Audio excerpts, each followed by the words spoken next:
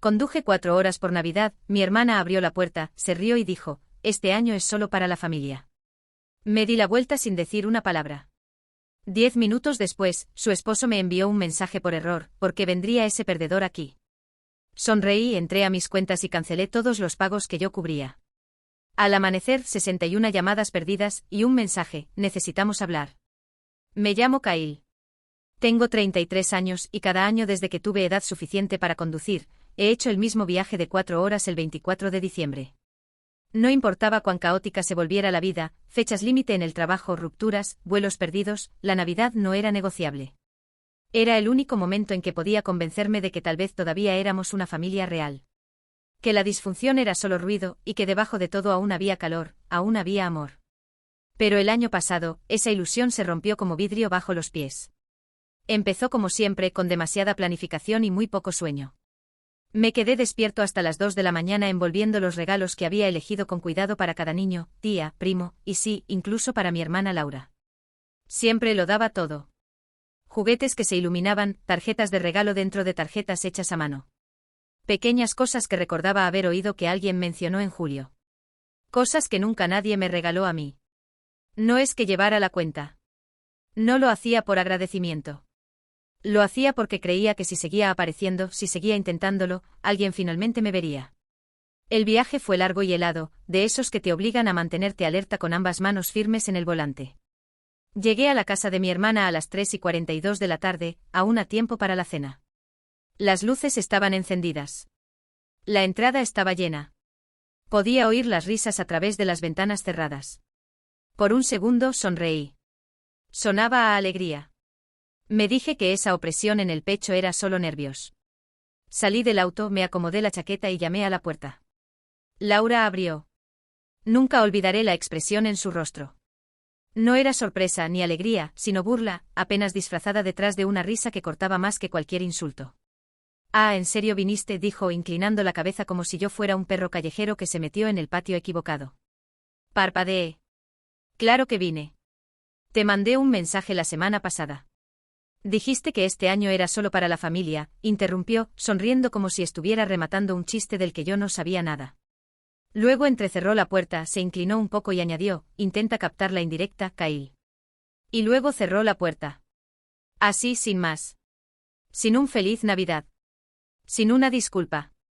Solo yo con los brazos llenos de regalos, de pie en un porche congelado mientras los sonidos apagados de la celebración zumbaban detrás de las paredes gruesas. No volví a llamar. No grité, no lloré, no llamé a nadie. Solo me quedé ahí un segundo sintiendo el frío calarme los huesos, y asentí para mí mismo como si por fin hubiera escuchado algo que llevaba años siendo susurrado, pero que ahora gritaban.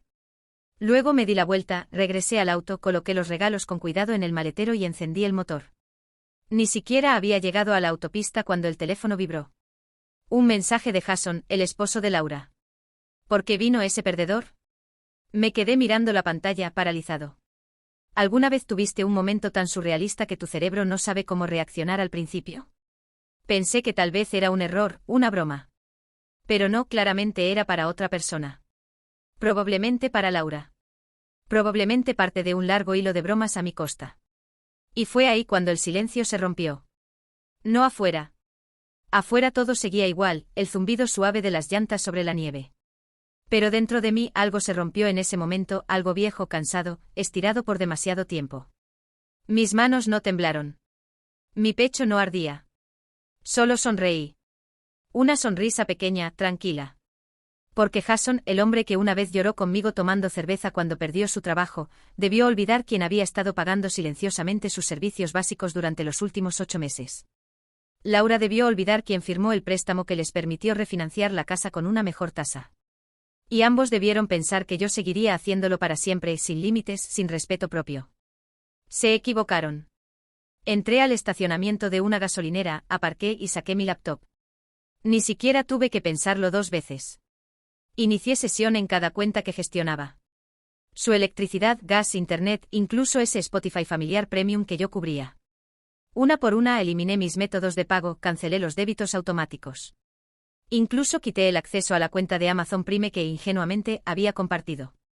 Luego entré al portal del préstamo y comencé el proceso legal para eliminarme como cofirmante. No sería fácil, pero ya estaba en marcha, como una marea imposible de detener. Y entonces esperé. Cuando llegué al estacionamiento de mi edificio, el teléfono tenía 14 llamadas perdidas. No respondí. Me di una ducha larga, calenté comida china que había sobrado y por primera vez en años. Vi una película en Nochebuena sin fingir una risa por los chistes de otros ni forzar una sonrisa con los dientes apretados. Me sentía vacío pero también en calma, como si mi columna vertebral hubiera vuelto a crecer sin que me diera cuenta. Cerca de la medianoche las llamadas comenzaron a multiplicarse. 31, 38, 44. A las 2 de la madrugada, ya eran más de 50. A las 3:17 de la madrugada apareció un mensaje, esta vez de Laura. Solo 3 palabras. Tenemos que hablar. Pero no lo abrí. Todavía no. Porque por una vez no estaba desesperado por arreglar lo que ellos rompieron. No estaba corriendo a proteger a las mismas personas que hicieron de humillarme e ignorarme su tradición disfrazada de familia. En cambio, me senté al borde de la cama con el teléfono en la mano, pensando en todos los momentos silenciosos a lo largo de los años en los que dejé pasar algo, cuando disculpé una burla como si fuera broma, cuando me culpé por ser demasiado sensible después de escuchar susurros de que no era lo suficientemente exitoso, ni lo suficientemente hombre, ni necesario. Y resulta que en algo tenían razón, no era necesario. Y ahora iba a mostrarles cuánto me habían dado por sentado. ¿Lo mejor? No tenía ni idea de cuán profundo había sido mi apoyo ni de cuánto más aún controlaba. Entonces abrí su mensaje. Tenemos que hablar. Sin disculpas, sin explicaciones, solo una exigencia. Como si le debiera mi tiempo, mi atención, mi acceso. No respondí. No por despecho, sino porque honestamente no sabía qué decir que no saliera como un grito. Necesitaba espacio. Distancia. Pero incluso mientras dejaba el teléfono a un lado e intentaba cerrar los ojos, llegaron más mensajes. Uno de mamá, otro de papá, incluso uno vago de mi primo Dylan, que solo escribe si es cumpleaños o hay una foto grupal. Todos con el mismo tono. Preocupación vaga, pánico leve, ni una pizca de responsabilidad. Hola, cariño, Laura dijo que te fuiste temprano. ¿Todo bien? ¿Puedes llamarme cuando tengas un momento? No sé bien qué pasa, pero creo que hackearon el teléfono de Jason. Kyle, solo llámala. Es Navidad. Nunca se trató de mí, nunca de cómo me sentía. Solo de tapar el hueco, mantener las apariencias, fingir que todo está bien. Ese había sido mi papel desde los 16 años. El mediador, el que arregla. El que entendía por qué los demás tenían permiso para ser crueles. A las 6:41 de la mañana llegó el primer buzón de voz real. Era Jason. Kyle Mann. Mira, ese mensaje no era para ti. Era una broma, ¿ok? Solo entre Laura y yo, sabes que te queremos. Vamos. Y no sé qué está pasando con las facturas, pero la compañía de gas dice que el pago automático no pasó y la mamá de Laura está aquí y los niños tienen frío, hermano. Solo. ¿Puedes devolverme la llamada? No lo hice. Me quedé ahí y lo escuché de nuevo. Sabes que te queremos. Eso lo dicen cuando aman los beneficios, no a la persona. Aún así, no me sentí triunfante. Todavía no. No fue satisfactorio. No realmente. Se sentía como estar al borde de algo. No de un acantilado, sino de una decisión. Podía volver al ciclo, ser amable, aceptar disculpas a medias y mentiras suavizadas, o podía quemar el guión y dejar de fingir de una vez por todas. Elegí lo segundo. Respiré profundo, preparé café y abrí una hoja de cálculo. Era hora de documentar todo lo que había aportado. No por rencor, sino por claridad. Necesitaba verlo todo frente a mí. La firma del préstamo hipotecario, los servicios, los víveres, las tarjetas de regalo de Uber Eats cuando solo necesitaban una ayudita esa semana, la visita de emergencia al veterinario que pagué cuando su perro se enfermó. Los útiles escolares que compré para su hija mayor, el depósito del campamento de verano que cubrí y por el que nunca recibí un gracias. Para cuando terminé, la suma superaba los $18,000. En los últimos 24 meses, $18,000 pagados en silencio, justificados en silencio. Un sangrado lento que ni siquiera había notado porque siempre venía acompañado de un eres el único que nos entiende. O un te pagaremos cuando llegue el bono de Jason. O un con culpa solo es esta vez. Te lo prometemos. Fue entonces cuando la verdadera rabia llegó. No la rabia caliente que grita, sino la fría y clara. La que convierte los pensamientos en decisiones. A las 8:12 de la mañana finalmente le escribí a Laura. 3 palabras, borra mi número. Sin rabia, sin ensayo, solo el final de la cuerda. Respondió al instante. ¿Qué? Kyle, no seas dramático. Fue un malentendido. Ya sabes cómo bromea Jason. Un segundo después, no puedes estar en serio por esto. Es Navidad. Casi me reí. Ese era el punto. Ya no estaba enojado. Estaba terminado. No respondí. En cambio, llamé al servicio de préstamos. Expliqué la situación, pedí el formulario para liberarme como cofirmante. La mujer al teléfono fue amable, servicial, incluso empática. Me dijo que una vez que presentara pruebas de que tenían ingresos consistentes y que habían realizado pagos durante un periodo determinado, podría iniciar la solicitud para eliminarme como cofirmante. Sería un proceso, pero era posible. Y ya estaba ocurriendo. Para las 10:30 de la mañana había revocado todos los accesos, servicios de streaming, correos de respaldo, cuentas compartidas, incluso el DoorDash que tontamente dejé abierto en sus dispositivos. Luego entré a mi correo y les reenvié una hoja de cálculo. Sin notas, sin comentarios, solo cifras en bruto. Cada dólar, cada fecha, cada recibo. Etiqueté el documento como dependencia financiera para sus registros. Y luego los bloqueé. ¿A todos? Teléfono, correo, redes sociales, incluso a mi madre y a mi padre, porque sabía que eventualmente tomarían el lado de Laura, como siempre hacían cuando las cosas se ponían incómodas. Necesitaba paz. Necesitaba distancia. Y sobre todo, necesitaba dejar de ser el felpudo emocional y financiero de la familia. Pero no me detuve allí. Porque lo que aún no sabían, lo que ninguno de ellos recordaba, era que la casa en la que vivían, esa de la que Jason presumía haber refinanciado, no estaba a su nombre. Tampoco al de Laura. Estaba a mi nombre. Yo había comprado discretamente el resto de la hipoteca antigua de nuestros padres 3 años atrás, después de que papá perdiera su pensión y entrara en pánico. Mantuve el título de propiedad bajo un fideicomiso por razones fiscales y, siendo honesto, para evitar que todo se derrumbara. Pero Jason y Laura no se molestaron en leer la letra pequeña cuando firmaron los documentos. Todo lo que sabían era que el pago mensual bajó, la casa no fue embargada, y que el tío Kyle era muy servicial. Ahora ya había terminado de ser servicial y estaba listo para recordarles exactamente bajo qué techo estaban parados.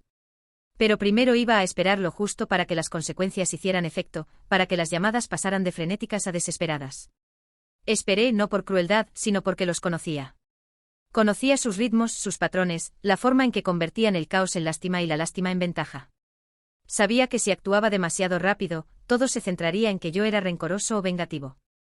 Pero si daba tiempo lo suficiente para que el calor se convirtiera en desesperación, para que los pagos vencidos se acumularan, para que los comentarios familiares pasaran de confundidos a preocupados, la verdad se revelaría sola.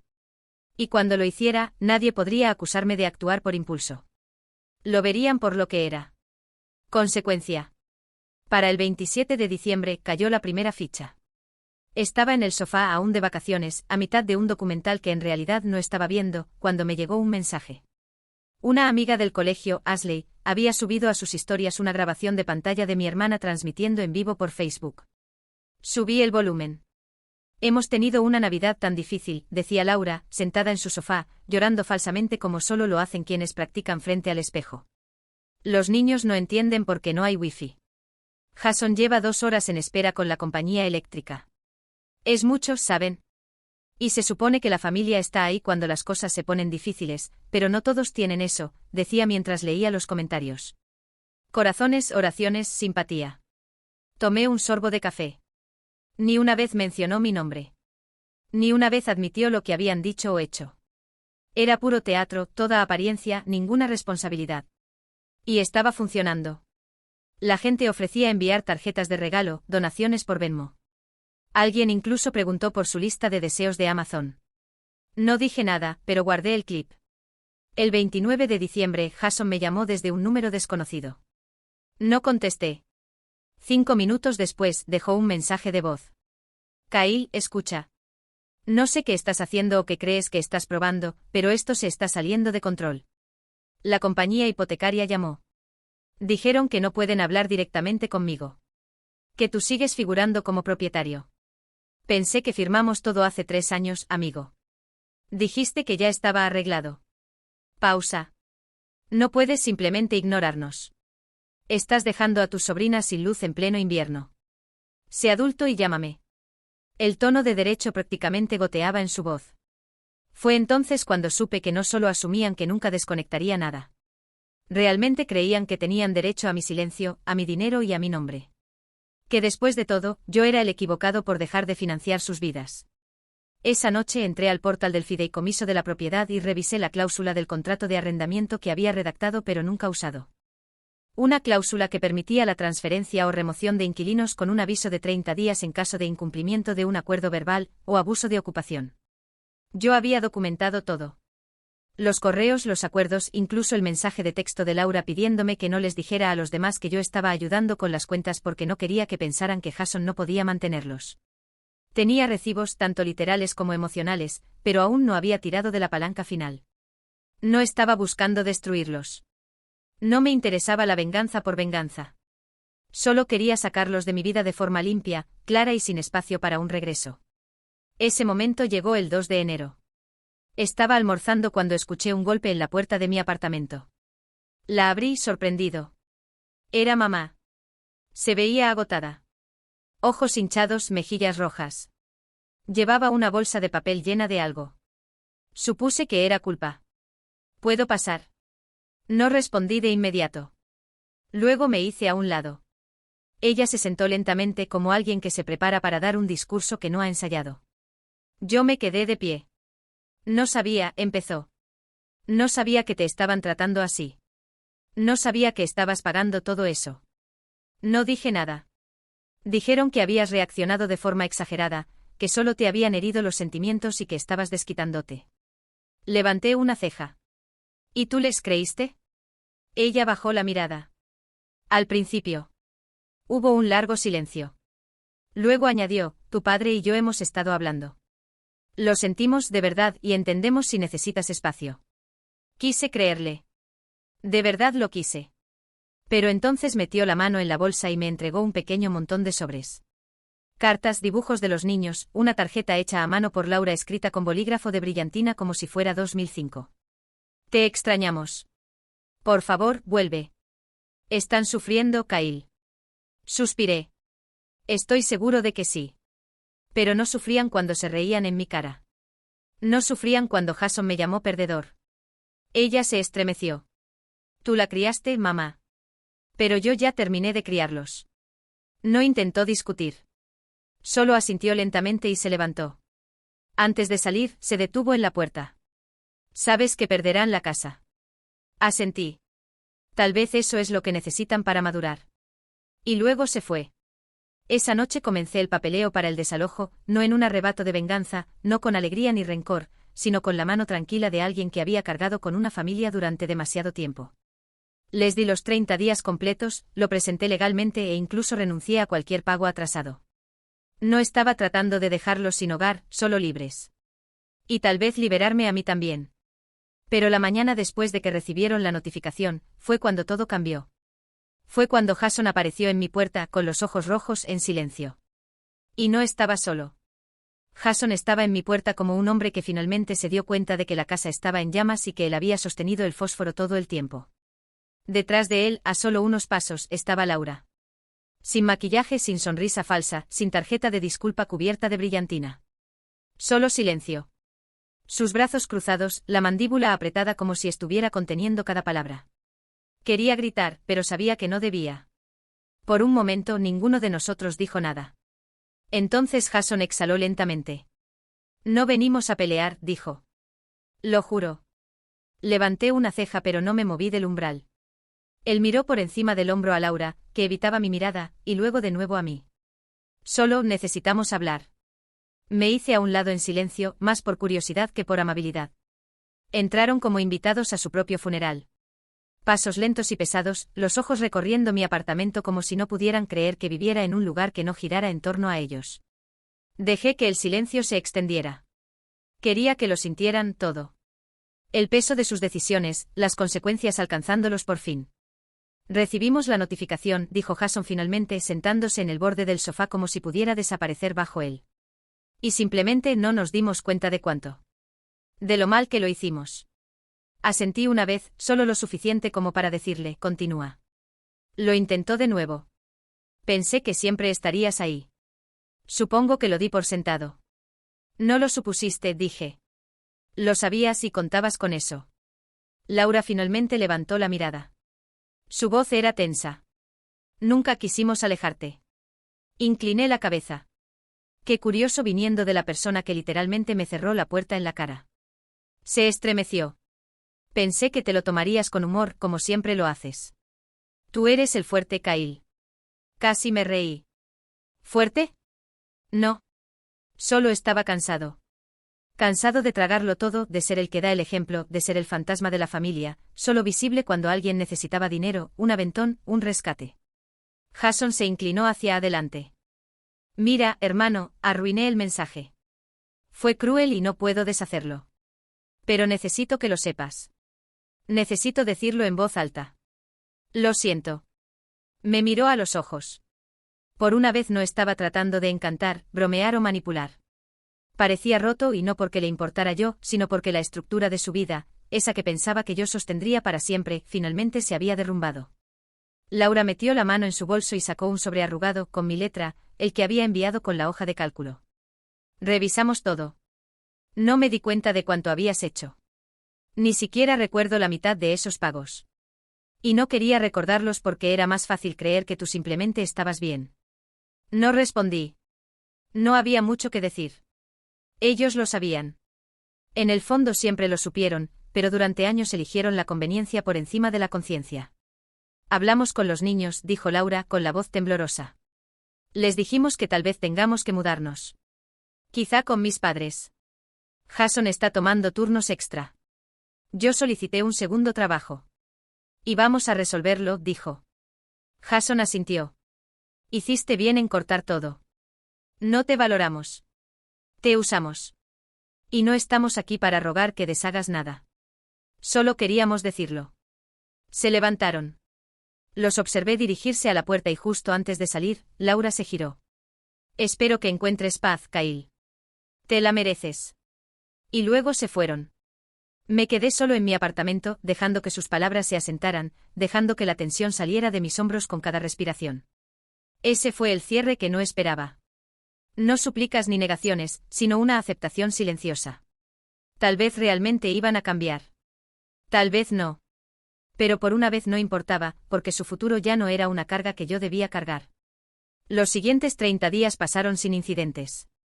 Sin berrinches, sin amenazas legales, sin emergencias repentinas para retrasar lo inevitable. Jason me envió un correo para confirmar la fecha de la mudanza, y respondí con el acuse de recibo formal. Eso fue todo. El 31 de enero, recibí una confirmación final del administrador de la propiedad de que la casa había sido desocupada. Llaves devueltas y servicios completamente transferidos fuera de mi nombre. Me quedé mirando ese correo por un largo rato. Se sentía irreal. 3 años de sacrificio silencioso. $18.000. Incontables cenas soportadas, cumpleaños ignorados, cumplidos a medias y humillaciones silenciosas. Y ahora había terminado. No se lo conté a nadie. No lo publiqué. No hice una fiesta. Solo cerré mi computadora portátil, me serví un trago y dejé que el silencio me envolviera. Ese fin de semana hice un pequeño viaje a la costa. Solo. Sin itinerario, sin culpa. Caminé por la arena, dejé que el viento adormeciera mi rostro y me senté junto a los acantilados con un cuaderno que no había tocado en años. Escribí, uno puede dejar de intentar ganarse el amor que debería haber sido dado libremente. Esa frase me golpeó más fuerte de lo que esperaba. 3 meses después, recibí una tarjeta por correo. Sin remitente. Dentro había una foto de mis sobrinas sosteniendo un cartel. Gracias, tío Kyle. Te extrañamos. Había una nota con la letra de Laura. Debajo decía, estamos bien. No perfectos, pero bien. Gracias por obligarnos a madurar. Con amor siempre, aunque sea desde lejos. No lloré, pero sonreí. A veces el cierre no viene de una confrontación. A veces viene de alejarse y saber que ya no tienes que cargar con ese peso. Guardé la tarjeta en un cajón y volví a mi vida. A mi nueva vida, una con límites claros, una donde mi valor no estaba atado a mi billetera ni a mi disposición de aguantar. Y nunca más volví a conducir 4 horas por Navidad ese año. Me quedé en casa y estaba exactamente donde necesitaba estar.